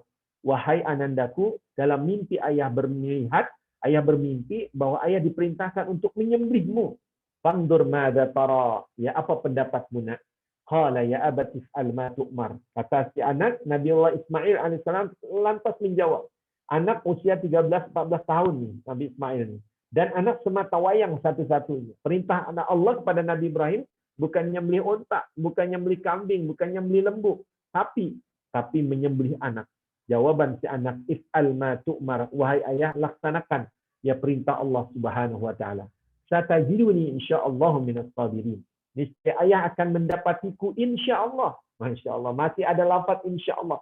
Ya, orang-orang soleh itu tidak jauh dari ya ucapan-ucapan yang baik. Insyaallah minas sabirin, termasuk hamba-hamba Allah yang mampu bersabar ketika menjalankan perintah Allah. Singkat ceritanya, Nabi Ibrahim itu melihat mimpi atau bermimpi di hari ke-8 Zulhijjah. Maka 8 Zulhijjah kita sebut dengan hari Tarwiyah. Ya, pada hari ke-9 Zulhijjah mimpi lagi. Maka disebut Arafah. Di samping memang jemaah haji wukuf di padang Arafah di tanggal 9 Zulhijjah, tapi ini merupakan pembuktian bahwa mimpi ini benar dari Allah perintah ini benar dari Allah. Maka pada tanggal 10 Dzulhijjahnya, Nabi Ibrahim membawa anaknya ini untuk diskusi mimpi atau perintah Allah yang ada di dalam mimpinya. Falamma aslama, tatkala Nabi Ibrahim sudah berserah diri pada Allah, Nabi Ismail juga serah diri pada Allah. Ya, aslama yuslimu islaman. Kata-kata Islam, agama yang kita anut, itu asalnya dari aslama yuslim. Artinya orang Islam itu selalu berserah diri pada Allah, menggantungkan harapan dan sebagainya pada Allah Subhanahu wa taala. Tatkala keduanya udah betul-betul berserah diri ini, watallahu lil jabin. Nabi Ibrahim mentelungkupkan, nengkurapin, ya, bukan telentang tapi tengkurap, ya kan? Artinya wajahnya Nabi Ismail itu melihat ke tanah, bukan menentang wajah ayahnya atau melihat wajah ayahnya, dan siap untuk disembelih. Pisau yang dibawa oleh Nabi Ibrahim udah diasah tajam-tajam, tapi nggak mempan memutus leher Nabi Ismail. Kenapa? Karena beliau pisau ini adalah pisau yang melaksanakan perintah Allah Subhanahu wa taala. Tadi sudah Anda katakan bahwa semua makhluk di dunia ini taat pada Allah. Ya kan, sampai pisau pun ketika Allah bilang tumpul, tumpul. Nggak bisa motong leher Nabi Ismail. Ya, padahal biasanya pisau tajam itu semua bisa dirobek, semua bisa dipotong, semua bisa diputuskan. Ya, rahmatullah, akhirnya ketika itu ya Allah utus malaikat Jibril membawa kambing kibas dari surga, dan kononnya kambing itu adalah kambing yang pernah disedekahkan oleh Habil di zaman Nabi Adam alaihissalam. Nah, ada suara yang memanggil, wa nadainahu ayya Ibrahim wa Ibrahim qad saddaqta ru'ya, engkau sudah membenarkan mimpi. Ya, membenarkan mimpi yang dimaksud kata alim ulama adalah meyakini bahwa itu adalah perintah Allah. Yang kedua, melaksanakan perintah Allah melalui mimpi Nabi Ibrahim. Dan ingat bahwa ru'yal anbiya'i wahyun wa haqqun. Ini kesepakatan ulama, ijma ulama menyebut bahwa mimpi para nabi itu bukan bunga tidur. Mimpi para nabi bukan bisikan syaitan, tapi mimpi para nabi adalah kebenaran dan wahyu dari Allah Subhanahu wa taala. Inna kadzalika najzil muhsinin. Demikianlah kami memberikan balasan bagi orang-orang yang ihsan, yang berbuat baik. Inna hadza lahuwal bala'ul mubin. Sungguhnya ini merupakan ujian yang begitu nyata. Wa fadainahu bidzibhin 'adzim. Dan terakhir ditutup cerita ini dengan akhirnya digantilah oleh malaikat Jibril Nabi Ismail dengan satu hewan kurban yang dibawa ya dari surga. Jadi rekan-rekan bisa kita lihat nih ya struktur ya susur galur. Nabi Adam punya anak Nabi Idris, Nabi Nuh, kemudian punya Syam. Syam akhirnya melahirkan Nabi Hud. Kemudian ada anaknya namanya Azar. Ya, dari Nabi Azar dari Azar anaknya Nabi Syam itu, kemudian lahirlah Ibrahim. Ya, kemudian Nabi Ibrahim melahirkan pertamanya Nabi Ismail, kemudian sampailah kepada Nabi Muhammad SAW. Jadi Nabi Muhammad ya silsilahnya adalah ke Nabi Ismail bin Ibrahim. Ya, sedang anak yang kedua Nabi Ibrahim itu punya anak namanya Ishak bin Ibrahim. Kemudian Nabi Ishak punya anak Yakub, dan Yakub inilah yang digelari sebagai Israel. Isra artinya hamba, il Allah Subhanahu wa taala. Nah, nabi-nabi setelah itu keturunan Nabi Yakub disebut Bani Israel. Siapa aja? Nabi Yusuf, Nabi Yunus, Musa, Harun, Ilyas, Daud, Sulaiman, Zakaria, dan Nabi Isa alaihissalam. Semuanya itu adalah nabi-nabi dari kalangan Bani Israel atau keturunan Nabi Yakub. Nabi Ismail yang disembelih oleh ayahnya ini, tapi kemudian dimuliakan dengan diganti dengan seekor kambing, yaitu punya anak 12. Inilah anak-anak Nabi Ismail. Ada Nabat, Qidar, Abda'il, Mabsyam, Mashma', Duma, Misyahadat, Yatma, Yasur, Nafis, dan Qaidaman. Dari keturunan Qidar bin Ismail, kelak akan lahir keturunan Nabi Ismail namanya Adnan. Dari keturunan Adnan ini lahirlah baginda Rasulullah Shallallahu Alaihi Wasallam. Kita lihat lagi, Nabi Ibrahim punya anak Ismail. Kemudian anak Nabi Ismail ada yang namanya Adnan. Kemudian melahirkan Ma'ad, Nizar, Mudar, Ilyas, Mudrikah, Zaimah, Kinan, Nadhr, Malik, Fihr, Ghalib, Lu'ay, Ka'ab, Murrah. Kemudian ada Kilab. Dari Kilab inilah ya kemudian lahir Qusay, Abdul Manah, Hashim, Abdul Muttalib, Abdullah, Muhammad Sallallahu Alaihi Wasallam. Jadi keturunan Nabi dari silsilah ayahnya. Nah, kemudian dari Kilab lahir Zuhra, Abdul Manaf, Wahab, Aminah, Muhammad SAW. Jadi ayah dan ibu Nabi Muhammad Itu semuanya ya kalau dirunut ke atas sampai ke Nabi Ismail, kemudian Nabi Ibrahim alaihissalam. Jadi sebagai penutup untuk pembicaraan kita pada pagi hari ini ya rekan-rekan seluruhnya, bahwa Allah Subhanahu wa taala yang memerintahkan kita ya untuk mengikuti millah Ibrahim ataupun agamanya Nabi Ibrahim. Ya tentunya Islam. Ya cuman syariatnya syariat Nabi Ibrahim. Tsumma auhayna ilaika an ittabi' millata Ibrahim hanifa. Kemudian kami wahyukan kepadamu ya Muhammad, ya ikutilah agama Ibrahim hanifa yang lurus. Wa ma kana minal musyrikin. Ingat ya, propaganda Israel itu jahat. Ya, mereka bilang, "Oh, kami keturunan Nabi ya Ibrahim." Tapi ingat Allah menyebut, "Ma kana Ibrahimu Yahudiyan wala Nasraniya, walakin kana hanifan muslimah." Ibrahim itu bukan orang Yahudi, bukan orang Kristen, Nasrani, tapi Nabi Ibrahim agamanya lurus dan dia adalah muslim. Walakin kana hanifan muslimah. Itu Allah yang bilang. Jadi ketika kita berkurban, siapa yang kita taati? Allah Subhanahu wa taala. Siapa yang kita harapkan pahalanya? Allah Subhanahu wa taala. Ya, ini ingat satu. Yang kedua, ketika kita berkurban, kita ikut millah Ibrahim sesuai dengan perintah Allah tadi. Dan Allah menyebut dalam surah Mumtahanah ayat 4, "Qad kanat lakum uswatun hasanatun fi Ibrahim walladzina ma'ah." Sungguh telah ada suri toladan yang baik bagi kamu. Ya, pada siapa? Pribadi Nabi Allah Ibrahim dan orang-orang yang bersama dengan Nabi Ibrahim alaihissalam. Itu Masya Allah. Allah yang bagi jaminan bahwa pada pribadi Nabi Ibrahim ada uswah hasanah, contoh yang baik. Bukan hanya pribadi Nabi Ibrahim, Nabi Ismail yang bersama dengan Nabi Ibrahim, Ibunda Hajar yang bersama dengan Nabi Ibrahim. Ya, dan yang ketiga, ketika kita berkurban, kita mengikuti syariat Nabi Muhammad sallallahu alaihi wasallam. Ya, jadi ini jelas ya, ayat Al-Ahzab ayat 21. Surah Al-Ahzab ayat 21. Laqad kana lakum fi Rasulillahi uswatun hasanah. Ya, sungguh telah ada pada pribadi Rasulullah itu suri tauladan yang baik bagi kamu. Masya Allah. Bagi siapa? Liman kana yarjullaha wal yawmal akhira wa dzakarallaha katsira. Siapa orang-orang yang akan menjadikan Rasulullah sebagai uswah hasanah? Orang-orang yang mengharap ridha Allah. Orang-orang yang mengharap balasan pahala nanti pada hari kiamat. Dan orang-orang yang selalu mengingat Allah sebanyak-banyaknya. Jadi kembali ke tujuan berkurban tadi, ya bahwa kita ingin mendekatkan diri, taqarruban, mendekatkan diri pada Allah, kemudian tasyakkuran, mewujudkan, memanifestasikan rasa syukur karena mendapatkan nikmat yang begitu banyak dari Allah, dan iktidaan mengikuti millah Nabi Ibrahim dan syariat Nabi besar Muhammad SAW. Ada satu ketika Rasulullah berkurban, ya kemudian sahabat bertanya, "Ma hadhihi al-adahi ya Rasulullah?" Apa maksudnya ibadah kurban ini ya Rasulullah? Apa maksudnya Rasulullah? Ya, maka dijawab oleh baginda Rasul, ya ini millatu abikum Ibrahim. Inilah dia ya tradisi ataupun syariat yang dilaksanakan oleh moyang kamu, yaitu Ibrahim alaihissalam. Jadi Rasulullah sendiri melalui lisan Nabi yang suci mengatakan pada sahabat, ini kita ikut syariat Nabi Ibrahim.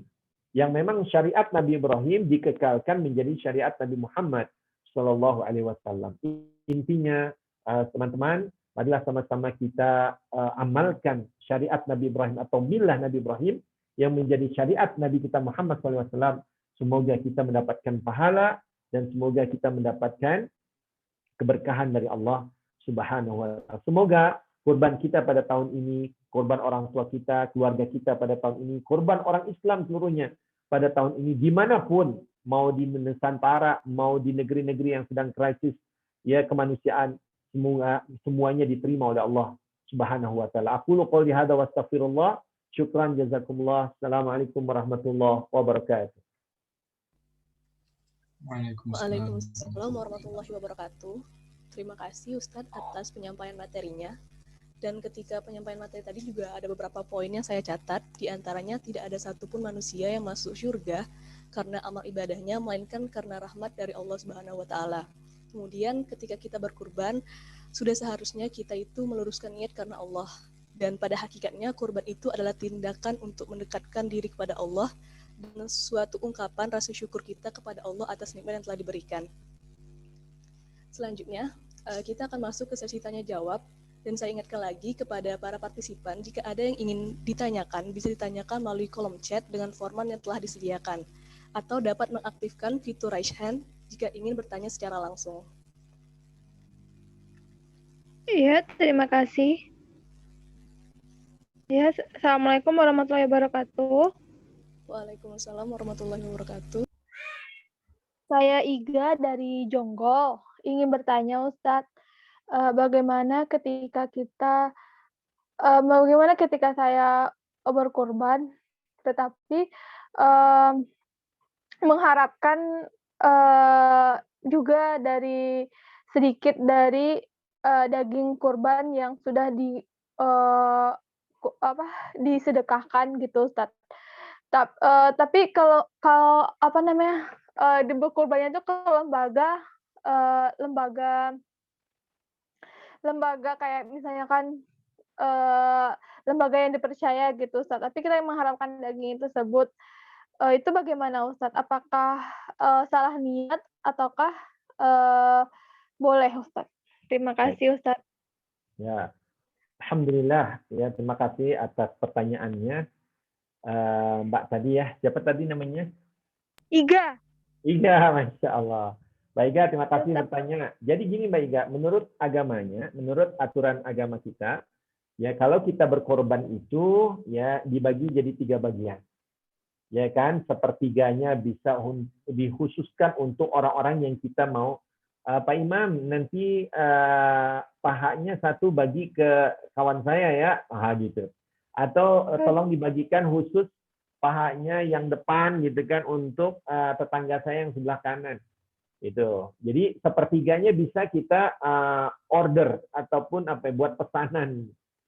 Nah, sepertiga yang kedua itu dibagikan pada siapapun ya, umat Islam, ya warga yang memerlukan, yang memang mau butuh dan sebagainya. Nah, sepertiga yang ketiga itu bisa dikonsumsi oleh kita yang menjadi mudhahi ataupun muqarrib yang berkorban. Jadi bisa aja ya, sepertiga itu ya halal menurut agama, memang boleh begitu ya. Sepertiga dari daging kurban yang kita kurbankan pada tahun ini atau tahun berikutnya itu kita konsumsi sendiri. Mau digulai boleh, mau disate boleh, gitu kan ya, mau dibuat sop boleh. Jadi gitu ya Mbak Iga ya. Ya, makasih. Tidak akan membatalkan pahala berkurban. Cuma ada satu case, ada satu kasus. Kalau kurban itu adalah wasiat dari almarhum.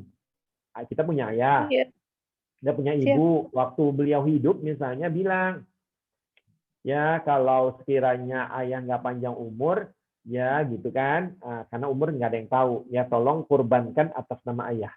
Jadi si anak nih menjalankan wasiat ayahnya, carilah kambing. Ya, kemudian bilang, Pak Imam, ini kambing kurban untuk ayah saya yang sudah meninggal dunia ya.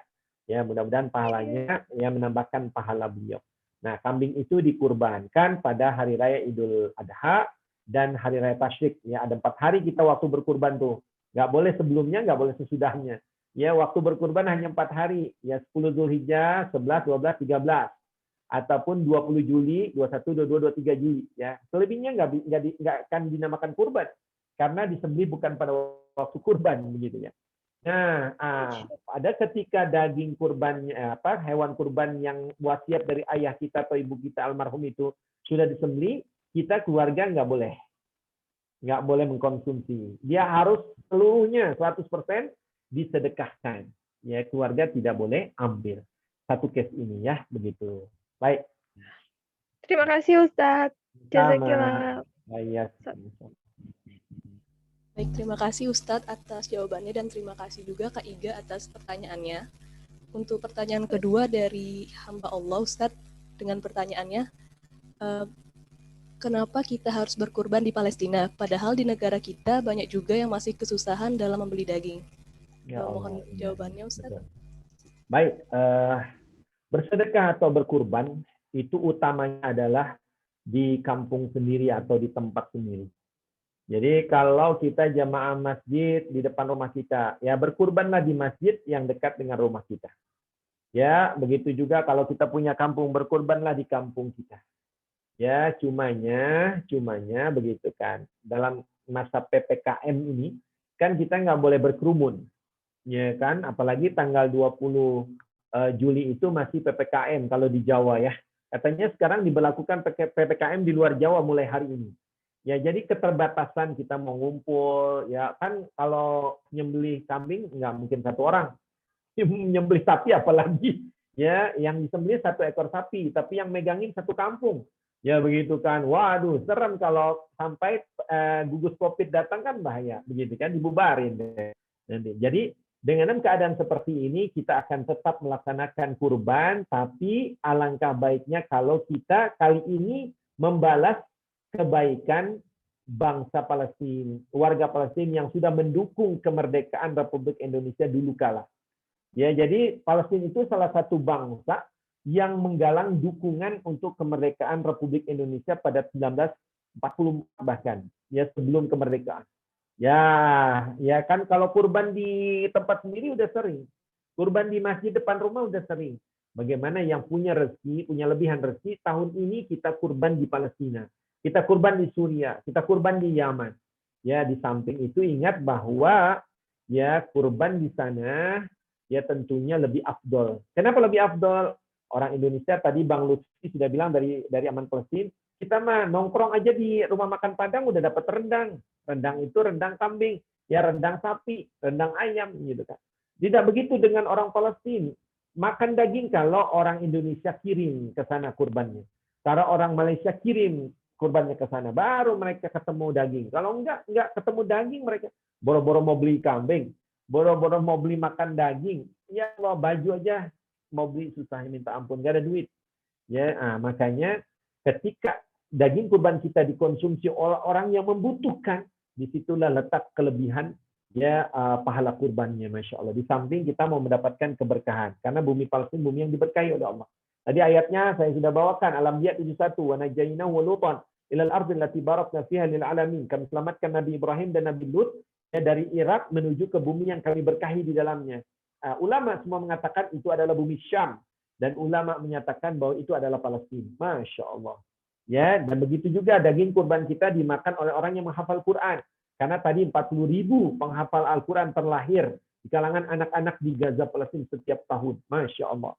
Ya, daging kurban kita akan dikonsumsi oleh para mujahidin yang membela Al-Aqsa. Ya, kita lihat ya videonya, masya Allah. Mujahidin membela Al-Aqsa dengan roket-roket Izzuddin Al-Qassam. Ya, daging kurban kita dimakan oleh anak-anak yatim yang ayahnya dibunuh oleh musuh bersama, yaitu Zionis Israel. Jadi kelebihannya luar biasa, keutamaannya juga luar biasa. Ya begitu ya, Kak Amira. Iya, terima kasih Ustadz untuk jawabannya. Untuk saudara hamba Allah, apakah jawaban dari Ustadz Miftahuddin tadi setelah jelas atau masih ada yang ingin ditanyakan?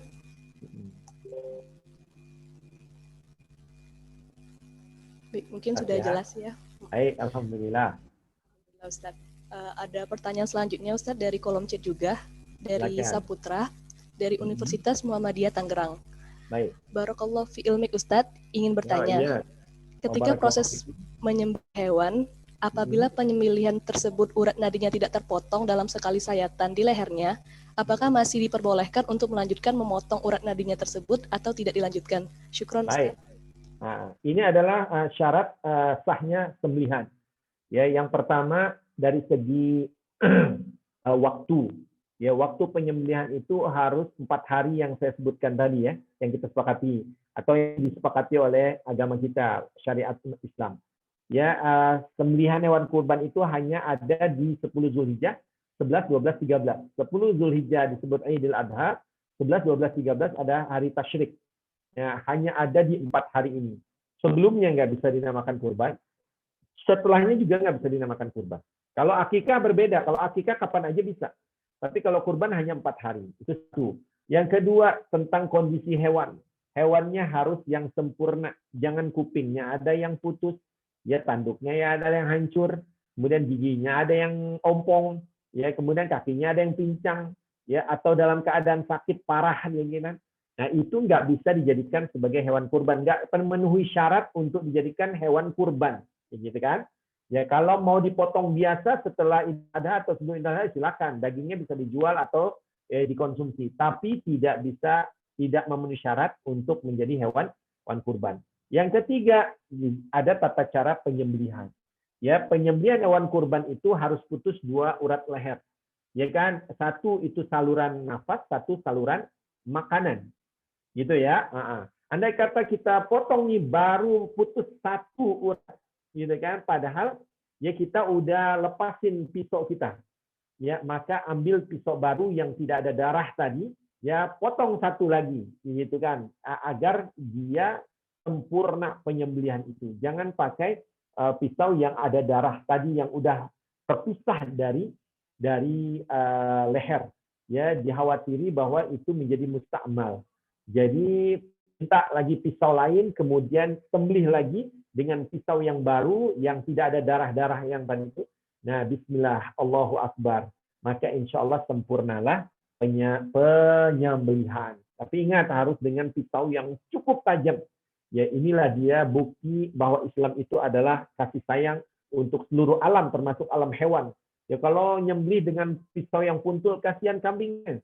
Ya, kelojot-kelojot nggak mati-mati begitu ya. Ini menyiksa hewan. Ya, wal'iyadillah. Baik, ya, jadi harus disempurnakan ya. Baik dari segi sayatan ya, dan juga dari segi ya pisau yang kita gunakan. Wallahu a'lam. Baik. Ada lagi kamera? Ada satu lagi Ustadz, mungkin ini pertanyaan terakhir saja. Silakan. Karena waktunya juga sebentar lagi menunjukkan pukul 11. Ini pertanyaannya dari Zaidan Hibar dari Universitas Sriwijaya. Assalamualaikum Ustadz, izin bertanya, apakah boleh menyembelih hewan kurban yang banyak dengan dibagi per hari? Karena di daerah saya pada keadaan normal selalu sampai malam dari pemotongan sampai distribusinya. Dan saat PPKM ini ada pembatasan pergerakan. Syukron Ustadz. Mohon jawaban. Jadi memang itu sebenarnya sudah terjawab ya tadi, bahwa waktu penyembelihan hewan kurban hanya 4 hari.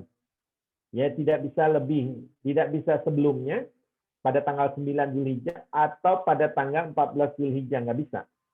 Ya, bagaimana caranya?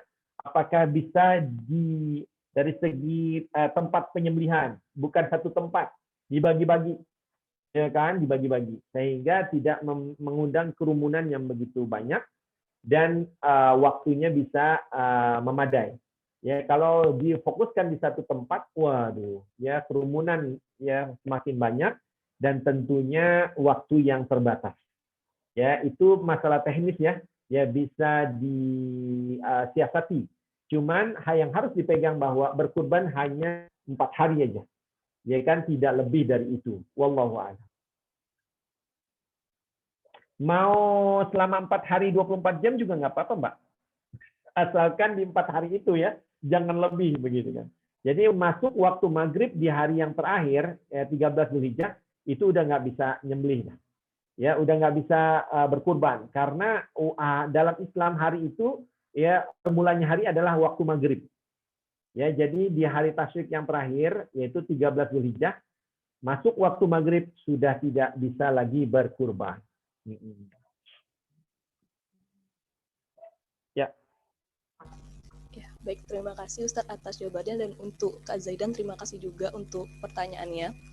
Baiklah, karena waktu sudah menunjukkan pukul 10.57, maka kita cukupkan dulu sesi tanya jawab untuk kajian hari ini.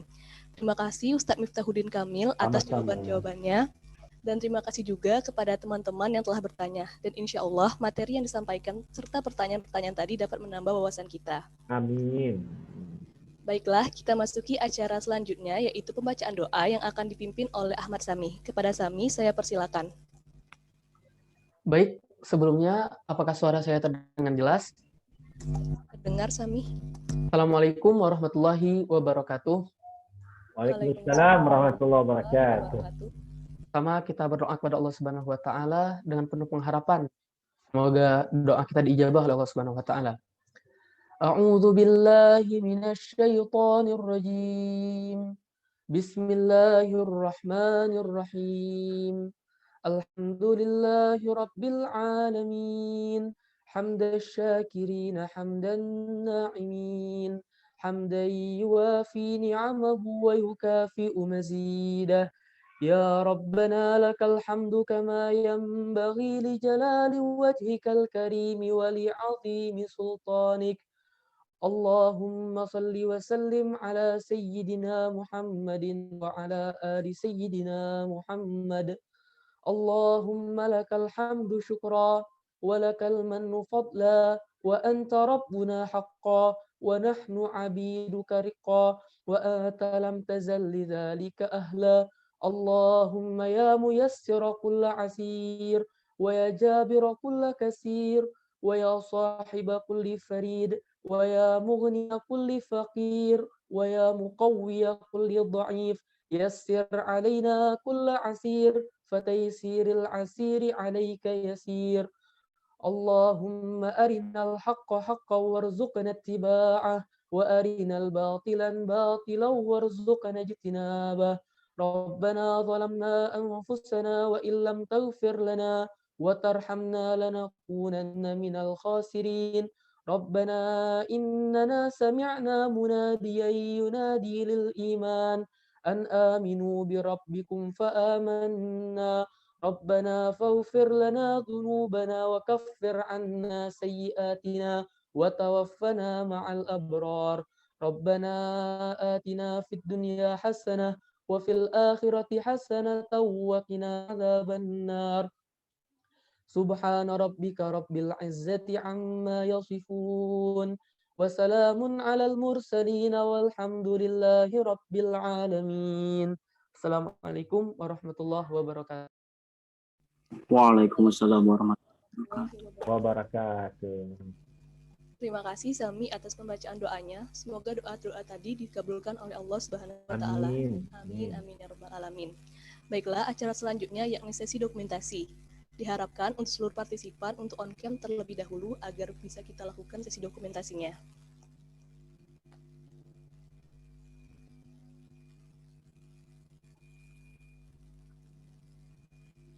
Mungkin kita tunggu sampai jam 11:02 siang ini ya.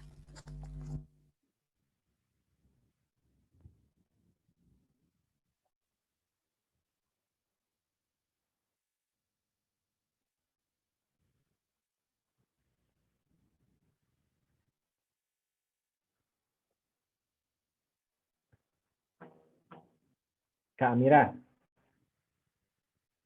Ya Ustadz. Kayak kalam tuh kayaknya kepanjangannya keluarga mahasiswa Islam. Iya Ustadz, kalau untuk singkatannya itu. Iya betul. Jadi kalam tuh keluarga mahasiswa Islam ya, Universitas Sriwijaya. Betul. Universitas Sriwijaya di mana Mbak? Kak, di Palembang ya? Iya, di Sumatera Selatan, Palembang, Ustadz. Palembang, Masya Allah. Ya kalau offline kita udah makan tempe ya. Iya Ustadz. Oke, terima kasih. Saya pamit ya. Ya, Ustaz. Jazakumullah. Ya, ketemu lagi insya Allah lain waktu. Assalamualaikum. Waalaikumsalam, Ustaz. Oke, kita mulai ya dokumentasinya. Untuk slide pertama, dalam hitungan 3, 2, 1.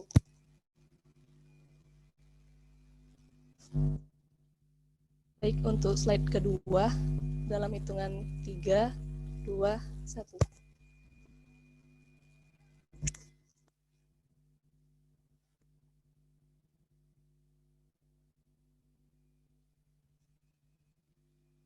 Baiklah, sesi dokumentasi telah selesai.